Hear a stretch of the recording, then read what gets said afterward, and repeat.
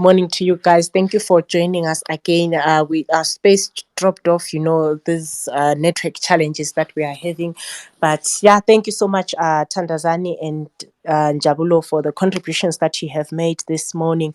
For those who have just joined us, welcome to This Morning on Asake. Today we're talking about the election mood, as Zimbabweans in an election mood as we prepare for the harmonized elections that are upcoming in August. So please do request the mic. We want to hear from you. What is happening in your area? Are you in an election mode? What is going on? Why is it so? If it's quiet, why is it so? We would like to hear from you guys. Thank you so much for joining us again. I see we have been joined by Freelance. Good morning, Freelance. What is your contribution this morning? Yeah, sebeliloyile phela bahle baliqumela amawaya. Yeah, Babona. No, yeah, Brighton, thank you so much. Nhlanhla, thank you so much. I wanted to say this abantu besisebaneng. First and foremost, we would like to take the opportunity to thank the work you guys are doing, including the young Zenzel and Debate. You see these topics. If it was me, ngabe kuhamba ngami, I would have loved you guys to have a full equipment. Yokuthi these topics, you do them place by place. Othi today at 11 o'clock we are at Large City Hall talking to Zimbabweans. The following day or next day we are at Mpopoma Hall to educate about these topics, to understand the importance of the election. You know, the reason why our country we are so behind is because we are in the darkness. No electricity, abantu abala news, abakwazi ukuthi kwenzakalani. So, you see, election mode, you are talking about the election mode. The people who are talking about election mode in Zimbabwe are the people who are outside the country in the diaspora because they've got the access of listening to such topics. But those who are in the darkness, abala even access, and they don't even know ukutama election abani. Yes, people there in an election mode. Announce the date, then you'll see ukuthi kona abantu they want to vote. But at the moment, since kungela date, abantu abakwazi ukuthi kwenzakalana kwenza aba-announce, then you will see. But yesterday, I wanted to ask you, you were talking something similar to this. Ngendaba yevote Nonhlanhla, but I had a problem. I wanted to ask, as we all know that in the cities almost the opposition always wins, but what are the advantages of an opposition to be in parliament when you are under the government year ruling years Zanu PF? What will you get as an opposition? What benefits are you going to get ungawina that seat? Ngoba you report to the ruling party. Ruling party, what are they going to say? They will always say, you can talk and talk, we won't give you. We are talking about Amaswetches Goblawai. I spoke to Ama mayors, they always say we are being sabotaged. So what is the point and what is happening now usebenzela parliament under the e-government rulayo like Zanu? Thank you so much, Nono. Thanks so much, Baba Wanda, there for your contribution this morning. You raised very important issues there around the issue of what abantu that you are programming to need to go to the communities. You've been doing that. 2018, you've been doing that. Know your candidates are going to be doing that more as we go towards the elections. Guys, we're 2 months away from the from the date of the elections. What's your take on the election mode? As Zimbabweans geared up, as Zimbabweans ready for the election. I see you just joined by Bosalani there. Bosalani, good morning. Welcome to This Morning on Asake. Hi, good morning. I'm just about to drop my son off to school. Can I speak after the next speaker, please? It's okay, ma'am. Let's just take another speaker this morning. Thank you so much. Champ, you can go ahead with the contribution. Oh, thank you so much. As Zimbabweans, there is what is called unsatisfied voter needs and aspirations. And this is the contributing factor to the election mood. It's only that the disadvantage of our electoral system hasn't been open enough to allow the will of the people to be respected and to be something that determines their future. Right now, since 1980, we have been in this situation for almost 43 years, and there is nothing that anyone can even talk about that is tangible enough to say, I have satisfied voters 1, 2, 3, except those who are part of the patronage system and who are part of the feeding trough. Those are the only people that can say they are not in an election mood, because already to themselves, life is going their way. But to everyone who is like you and me, we are in this and we are in the mood, not because we want to be, it's because we have seen and we have experienced, and we do have got evidence that Zanu PF has failed, and that failure, it's simultaneous and consistent for the past 43 years.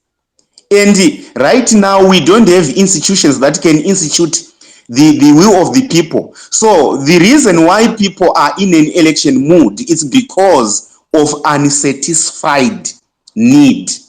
That need is the one that forces all of us to always talk about elections, because we are of the idea that if we can vote freely, in a fair manner, in a credible election, right, in a credible electoral process, we should be able to come up with the person whom we think is healthy to lead Zimbabwe.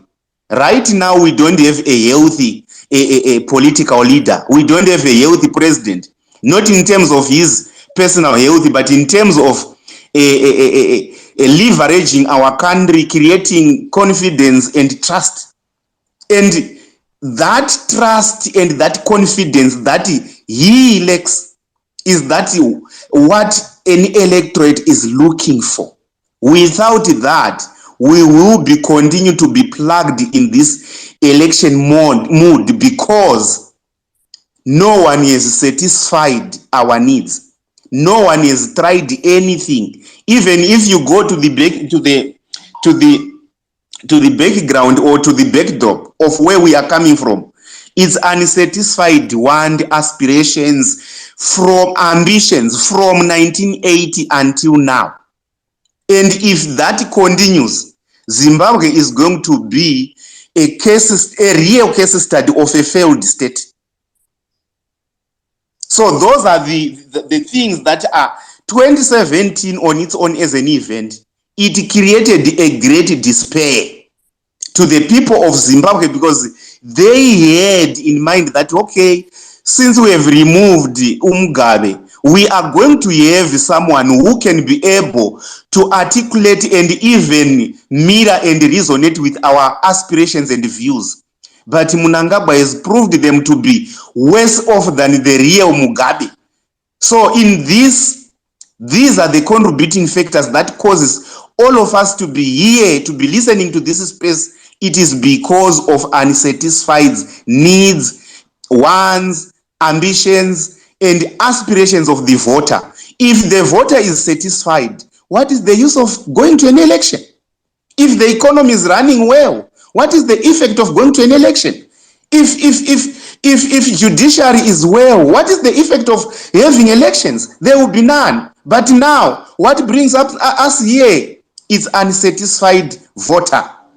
And this is the only issue that needs to be dealt with. If we are not going to deal with the unsatisfied voter, we are going to create a bigger problem than what we think we may solve. Thank you. Thank you so much, Champ, for that contribution this morning. Quite interesting. You know, he reminded me of what Tandazani was saying before the space dropped earlier. Tandazani spoke about our politicians having not met up, having not done what they promised us. And now, how do they come back to us and campaign and say, we are promising this? Remember, I spoke about this earlier on to say there are people who have been voting in Zimbabwe since 1980, but they haven't seen any change, right? There are those people who are 40 in their 40s, in their 50s. They keep on saying, no, I'm not going to go and cast my vote because I have not seen any change. Will this even fuel more apathy from young people, the virgin voters, the first time voters in Zimbabwe? Will this fuel more apathy? As you see right now, the mood in Zimbabwe is not even an election mood in other areas because of other issues of the failed promises, the promise that 2018 promise they even delivered, issues of service delivery, issues of healthcare, education, and so on and so on. Those things derail people from being motivated or being the election mood. Let's take another speaker there this morning. I think James of Gwanda. Please do go ahead and say with the contribution this morning. James, are you there? Okay, let's try another speaker there. Posteline, I think you have dropped your son now. You can go ahead with the contribution this morning. Postelani? Oh, Oh, yes. Sorry. Can you guys Yeah, hear me? you can go ahead, ma'am. Thank you so much for being so patient with me. Sorry, I just removed my headphones. I hope you can still hear me. Now, as always, fantastic discussion. The biggest thing that I've noticed, tyrants seem to underestimate the power of the voter. They seem to feel that the moment they quash or squash any opposition, that means that the will of citizens to vote, to elect their representative dies off. But the opposite actually happens. Citizens push back. How do they push back?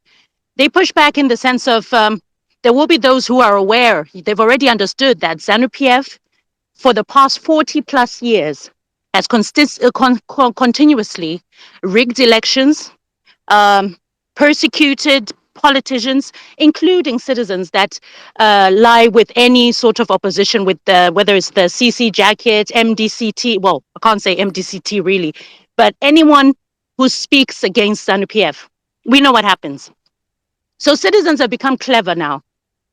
They keep their vote to themselves. Remember, a vote is secretive. So the mood, you won't expect a situation where Zimbabweans will outrightly go and be like, oh, yes, I'm going to vote. I'm going to vote. You can't say that like openly, especially if you're not going to say you're going to vote for ZANU-PF. That is a death sentence in itself. It's usually citizens who are outside of the country that are open enough to say, I will never vote for ZANU-PF. This is who I'm going to vote for.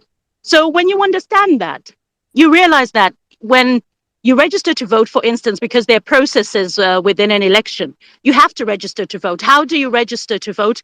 It's the politicians who motivate you to want to take part in this whole electoral process. Then after that, you also then have to look at, okay, now that you're registered to vote, there is that other portion where we have to say on election day, are people going to show up? Because it's one thing to register to vote. It's quite another to show up, because that's when the votes count.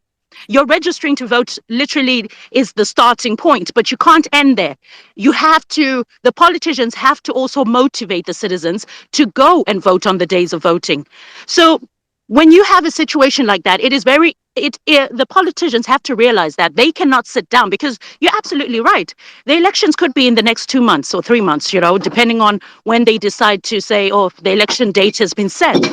So if you see that, the question then comes, apologies for the background noise, the question then that comes to mind is that, okay, now that the date is there, has enough work been put forward by the politicians? Now, you don't have to be public about it. This whole thing of rallies and things like that, I've personally seen dangers in having rallies, because look at what Triple C did during the by-elections, the amount of violence that came out of that. It shows you that the moment you put up a gathering, or you ask for there to be permission to have a gathering, you are ultimately giving ZANU-PF, what do you call it, a cross on your head. You're literally making yourself a target. So it could be that politicians have recognized the fact that now we need to talk to our people bit by bit, speak to them one-on-one.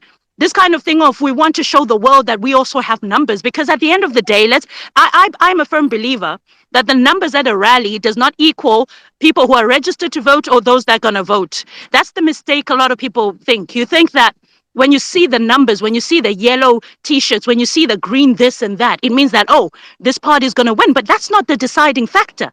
The deciding factor will be who shows up on the day of voting. Not just that, but also those who are able to implement processes that can defend the people's vote. So when you look at that, you realize that there's a lot of strands with this whole topic that we're discussing here. Are Zimbabweans in an election mood? Yes, they are. There's a number of people who are, but also don't forget those who are what you call it, on the fence. Because remember, there are some political parties that we don't even know their manifesto. I'm not going to mention a name, but I'm sure you all know who I'm talking about, right? You don't know whether people are members or they're just supporters. Apana membership, apana. You know what I'm saying? So imagine if you had someone like me who is tired of ZANU PF, and all you want is for an opposition party to tell you what they're about so that you can make that final decision to then say, yes, when I go to that day, if I show up, since I'm registered to vote, I'm going to vote for them because I know what they're about. So I know there'll be others who argue, oh, our manifestos are clear, our this and that are clear. But what matters is the message, your messages. I heard from For Us representative just now. I was even baffled because the last time I saw For Us on Twitter, like opening spaces, was it not last year? And they've gone into hiding for some reason. They're very quiet, and they'll tell you that come onto our Twitter. You know, you are the door-to-door salesman. I'm not supposed to look for you. You're supposed to find me. But you have sort of a disconnect there, and I've started to realize my political party, my level. There are those who are playing in the high table and those who are still at the bottom there. And I'm not going to mention names. I know you can tell who's who and what. So it's not everyone who's vying for that ultimate seat at the table, right? You see them by their work. You see them visible. Those who are just there to start up, because remember, every politician, every political party has a starting point. So if they've recently been formed, they do not necessarily have to vie for the whole of Zimbabwe to vote for them. They will strategically position themselves. They might deal with one particular area in the hope that they'll get a councillor seat here and an MP seat there, but they know that the time is too little for them to have that greater impact the way Triple C would or ZANU PF would, because they've just come onto the political game. I hope that makes sense. So yeah, I'll end there for now so I can see you've got other speakers. Thank you so much for giving me the time. Thank you so much, Boss Salani, for that contribution this morning. Quite interesting views coming from Boss Salani to say, look where we have been before, and if we, this time, she feels that this time political parties are not going out there and campaigning because of the violence and all that, so they choose to, do it in a different way. Thank you so much, Boss Salani. Welcome to those who have just joined us. Welcome to this morning on Asake. Today we're talking about the election mood. As Zimbabweans in an election mood, we want to hear from you. What is happening in your area?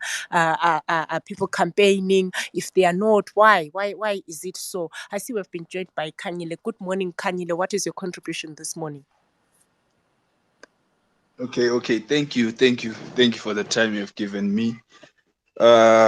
Network is died, but anyway, let me use this time. So from the ground is very fertile. People are just waiting for the day to be announced. The elections are supposed to be on this day, and everyone will now stand up. So constitutionally, vele kumele ungabi date isiphumile. Omunye I heard omunye khuluma ukuthi 2 months time. Yeah, it's adding up to the constitutional law kuze esasikwazi ukuthi ama-elections are going to be there around July to August.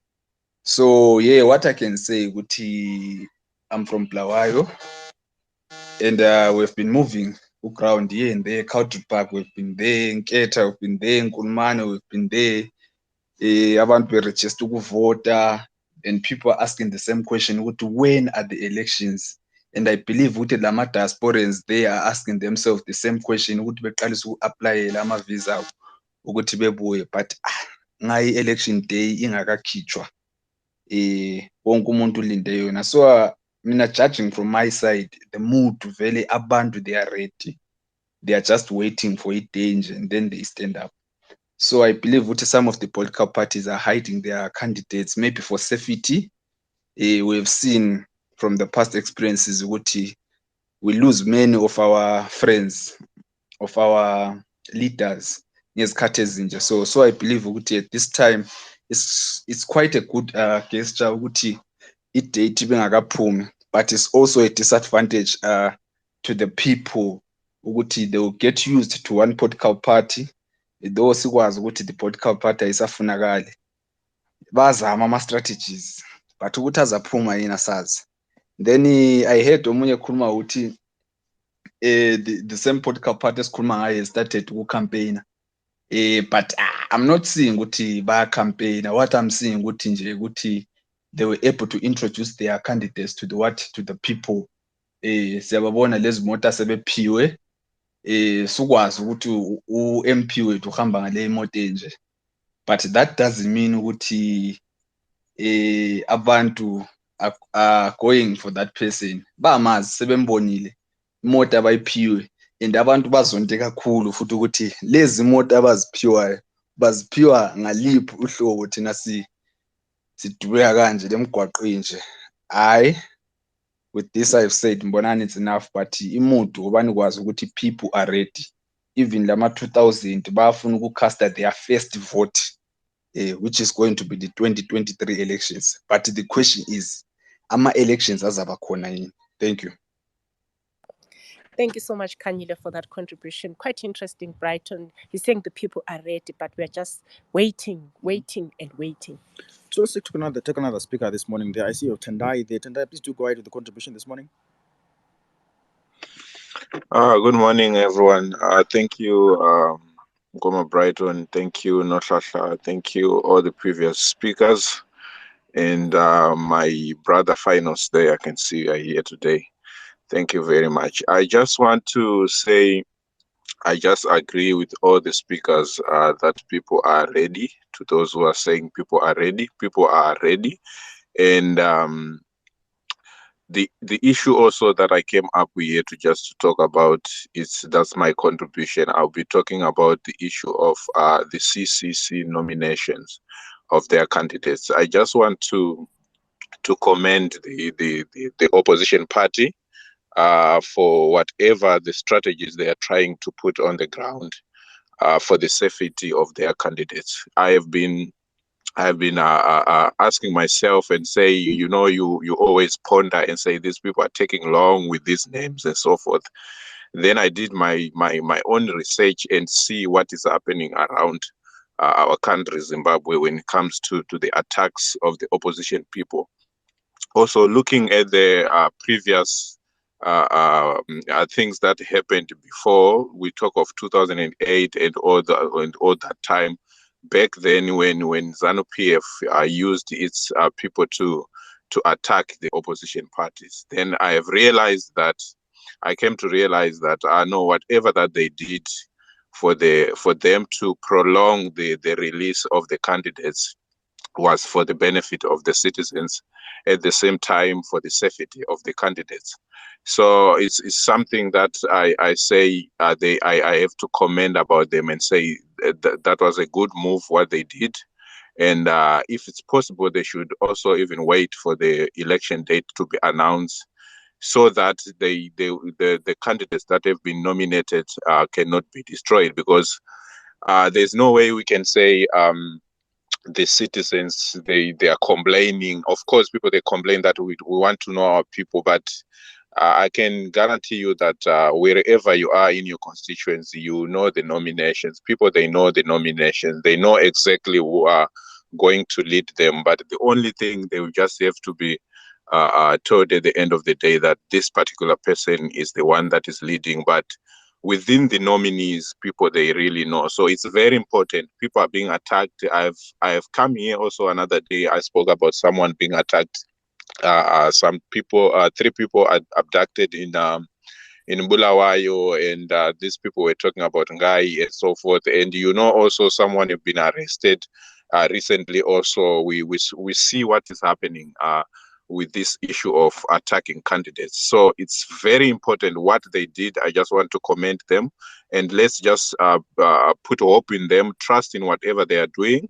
Let's put for another agendas, but not the agenda of pushing them to tell us the nomination. They know the right time they should tell us, and let's just support them. This is the right time. Citizens have to stop dividing people and so forth. Let's just come together and mobilize ourselves and try to support one another and say, let's go and vote. We're only going to remove this ruling party through the ballot box, and that's what exactly we need to do. So the citizens are ready, and we are ready, and we trust in CCC to change Zimbabwe for better. Thank you so much. Well, thanks so much for that contribution, Tendai. I see you're running out of time. Let's try again to take finals and then wrap up the show this morning. Finals, please do go ahead with the contribution this morning.